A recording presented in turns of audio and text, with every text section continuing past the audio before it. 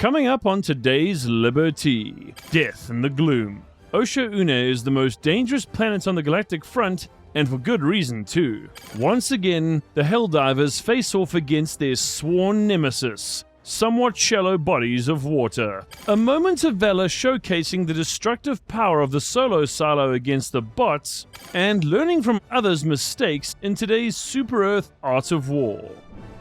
Helldivers to Hellpods. Repeat, Helldivers to Hellpods.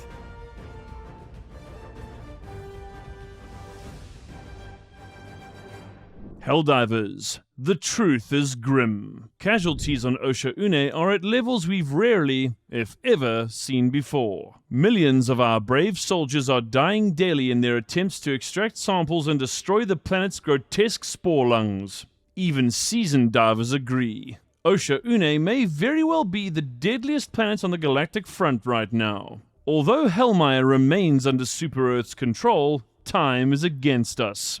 With less than 24 hours to complete the current major order, we are falling seriously short of the common and rare samples needed for the Ministry of Science's Hive-World research. The consequences of the shortfall are dire. Critical advancements in our fight against the bugs will be delayed, and the Federation's war effort will suffer for it.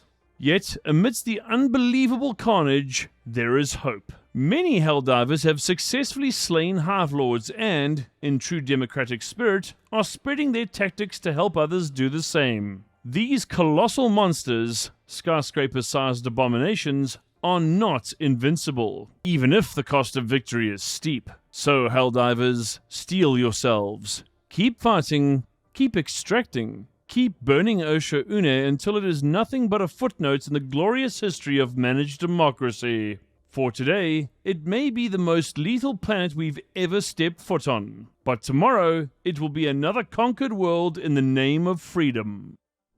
In today's Community Spotlight, a super Reddit post by user Neopyrek has been stirring up discussion with the title, Aliens Warbond? The idea? A Helldivers 2 crossover-styled warbond inspired by none other than the Colonial Marines of the Aliens franchise. Neopyrek suggests the M41 pulse rifle as a primary weapon, a compact shotgun as the secondary, and, because bigger is always better, the smart gun as a stratagem. One common challenge for such a warbond is the fact that Colonial Marine armor traditionally leaves the face exposed, but Neopyrek has a solution ready: gas masks or other coverings that would keep Helldivers both stylish and democracy compliant. Judging from the excitement, plenty of players are already imagining pulse rifles rattling, shotguns booming, and smart guns sweeping the battlefield. I know myself and Vanguard would both love to see something like this become a reality. Isn't that right, Vanguard? Honestly, I'd sign up for that warbond on day one. Same here. The smart gun alone would make me open my wallet. And you know for a fact the pulse rifle would sound incredible. Exactly. This is one of those rare ideas where we can all agree. High Command should absolutely make it happen. Helldivers, we must address a watery truth. The cursed surface of Oshaune has revealed yet another grim reality. One that has cost the lives of many a noble soldier. Reports are pouring in from across the planet. Even in knee-deep water, our finest troops are unable to take evasive maneuvers. That's right. When the bugs come charging, our divers move less like freedom-fueled warriors and more like toddlers wading through molasses. The obvious explanation, of course, is the weight of our armor and equipment. But even so, the sheer inability to roll, dive, or otherwise get out of the way has left many questioning if this is truly a design flaw or simply part of the Ministry's secret aquatic training program. The Ministry of Defense, for the record, has declined to comment. Until changes are made, Helldivers are strongly advised to exercise extreme caution around shallow waters. And, when possible, deploy exosuits. Since, as we all know, nothing cuts through waist-high puddles quite like several tons of mechanized democracy. Oshaune has already borne many unspeakable horrors, from hive lords to napalm-breathing dragon roaches. And now, we must add death by puddle to the list. But take heart, divers. Even in muddy waters, we march ever forward. For freedom, for justice, for the Federation. Speaking of watery woes, let's check in with Helldiver Spizzo for today's Galactic weather report. Tell us what's happening out there, soldier. Good day, Helldivers! Let's check in on today's galactic weather before you drop pod face first into freedom. First stop, Azterra. Expect scorching winds through the rocky canyons and a whole lot of bug guts in the forecast. Visibility is low thanks to all the terminated acid spray, so keep your helmets polished. But hey, Democracy Space Station is shining bright overhead, reminding us that the orbital bombardments are just nature's way of giving hugs. Over on Fenmire, rainstorms continue to drench the plains, soaking both automatons and your boots equally. Expect slippery terrain, limited visibility, and the occasional lightning strike to liven up the firefight. Remember, if you smell ozone, it's either incoming democracy or your buddy fried again. So pack your flamethrowers, carry extra socks, and remember, no matter the weather, liberty always reigns supreme. Extra socks? That's the best advice we're giving our brave Helldivers? Absolutely. Blisters have taken down more soldiers than automatons ever did. Really? I thought it was friendly fire. That's a close second, right behind standing under an orbital strike to get a better view. Ah, yes. The classic death by patriotism. Truly the Super Earth way.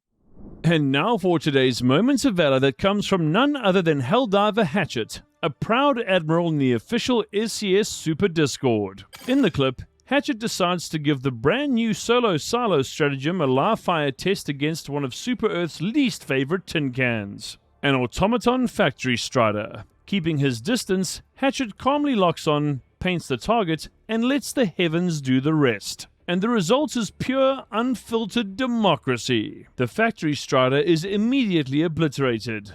Hatchet strolls forward, surveying the carnage, before erupting into a hearty, sustained, maniacal laugh that echoes across the battlefield.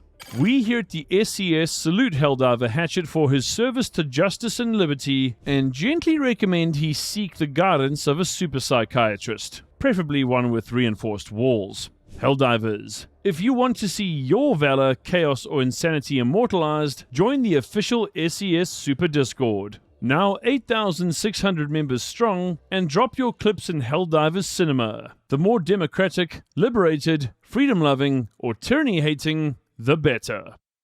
Today's featured fan art creation comes from Frost Fizz, who has delivered a striking piece of propaganda artwork that feels straight out of a recruitment office. The poster shows a powerful before and after story. On the left, a man desperately trying to shield his family from the ravenous claws of Terminids, his face a mask of fear. On the right, the same man transformed, now clad in the heavy armor of a Helldiver, standing tall as the embodiment of courage and retribution. A bold, commanding call to action, "Make them fear you," written across the top. It captures that perfect blend of duty and vengeance that drives every soldier of Super Earth. The design itself oozes with retro propaganda flair, with muted tones and vintage poster texture giving it the feel of something you would expect plastered on the walls of a Federation outpost. It's inspiring, intimidating, and more than a little stylish, exactly what good propaganda should be. And honestly, if this doesn't make you want to grab a Liberator and join the cause, I don't know what will. Remember,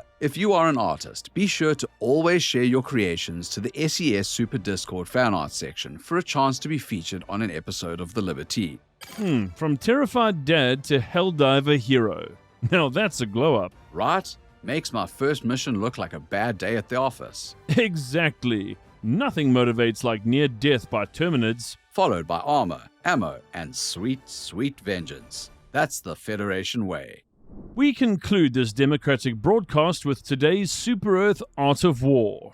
Today we focus in on fear, and the convenient way of outsourcing it to other people. You see, bravery isn't the absence of fear. It's the ability to watch your squad mate trip a mine, get digested by a bug, or discover what a Half-Lord's acid tastes like, and then calmly note, "Ah yes, I won't be doing that." Fear is the universe's most reliable teacher. It reminds us that the flamethrower is best not aimed at one's boots. It whispers that standing still during a rupture swarm is inadvisable. And it gently suggests that maybe, just maybe, Pulling out the reinforcement beacon before your last squad mate detonates the Hellbomb is the wiser choice. So do not shrink from fear. Embrace it. Study it. Let your comrades be the brave test subjects of democracy's grand experiment in trial and error. For every diver's mistake is a lantern in the dark, illuminating the path for the rest of us, preferably before the next Dragon Roach sets us on fire. Remember, fear doesn't kill Helldivers, bugs do. Fear just keeps us from dying the same way twice. The war rages on. But for now, today's broadcast is over. Helldivers, our new campaign against the bugs has been brutal and unforgiving, but we will emerge victorious. We'll see you later at 4 PM EST, where we'll be doing our best to help complete the current major order. Until then, troops, be sure to get your official SES merch in our new online store and stay forever free. For Super Earth and democracy.